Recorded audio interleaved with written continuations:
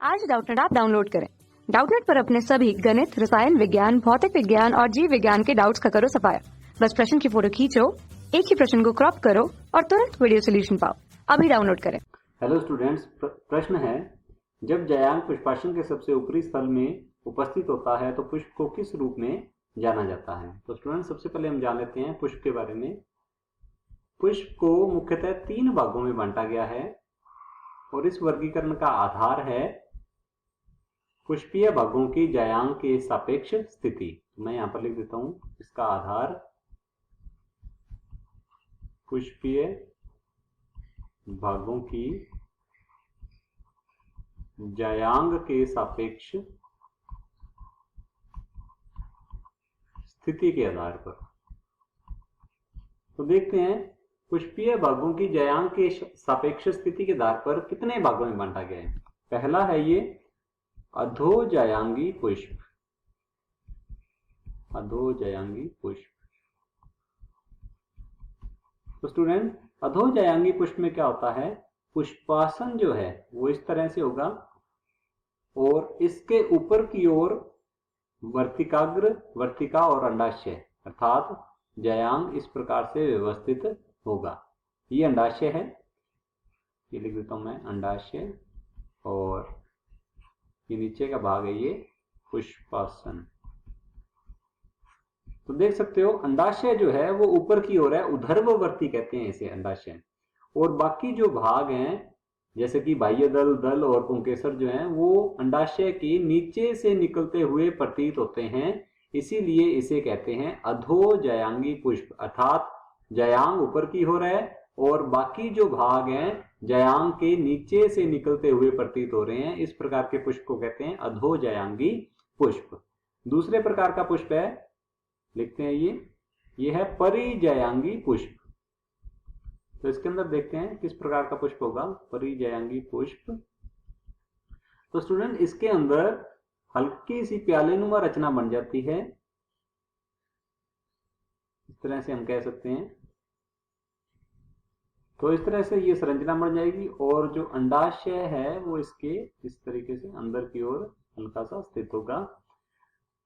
तो पुष्पासन ने क्या किया है, अंडाशय को यूं घेर लिया है और बाकी जो बाह्य दल और दलपुंज, दल जो या फिर पुंकेसर जो हैं, बाकी जो भाग हैं इसके साइड से निकलते हुए प्रतीत होते हैं, अर्थात परिधीय भाग से निकलते हुए प्रतीत होते हैं। तो इस प्रकार के पुष्प को बोला जाता है परिजयांगी, अर्थात जयांग के परिधीय भाग से अन्य भाग निकलते हुए प्रतीत होते हैं। तीसरे प्रकार का पुष्प है, इसे कहते हैं अधिजयांगी पुष्प। तो हम लिख लेते हैं अधिजयांगी पुष्प। तो स्टूडेंट, इसके अंदर किस प्रकार की स्थिति होगी, इसमें पुष्पासन जो है वो अंडाशय को पूरी तरीके से घेर लेता है। तो यूं बना लेते हैं इसकी, पुष्पासन अंडाशय को अच्छे से घेर लेगा। मान लीजिए ये तो है पुष्पासन और ये है अंडाशय। अंडाशय जो है पुष्पासन की कटोरे रूपी रचना के अंदर स्थित होता है और बाकी जो भाग हैं बाह्य दल, दल और पुंकेसर इसके ऊपर से निकलते हुए प्रतीत होते हैं। यहां से लग रहा है जैसे कि जयांग या अंडाशय के ऊपर से अन्य भाग निकल रहे हैं, इसीलिए कहते हैं अधि। अधि मतलब ऊपर से, जयांग के ऊपर से निकलते हुए प्रतीत होते हैं, इसलिए इस पुष्प को बोला जाता है अधिजयांगी पुष्प। तो स्टूडेंट, हम यहां देख सकते हैं पहले ऑप्शन में अधोजयांगी पुष्प में कि पुष्पासन के ऊपर की ओर जो अंडाशय है वो लगा हुआ है, अर्थात जयांग जो है वो अंडाशय के ऊपर की ओर स्थित है और इसके अंदर जो अन्य भाग हैं दल, बाह्य दल और पुंकेसर जो हैं इसके नीचे से निकलते हुए प्रतीत होते हैं, तो इसे अधोजयांगी बोला जाता है। हमें क्वेश्चन में कंडीशन दी हुई है, जब जयांग पुष्पासन के सबसे ऊपरी स्थल में स्थित होता है तो पुष्प को किस रूप में जाना जाता है। तो देख लेते हैं, आइए। ऑप्शन ए है अधोवर्ती। अधोवर्ती तो ये ऑप्शन नहीं होगा। अधोवर्ती जो है ये जयांग की स्थिति होती है, तो ये ऑप्शन गलत है। अधिजायंता, ये ऑप्शन भी गलत होगा, जबकि अधोजायांगी है।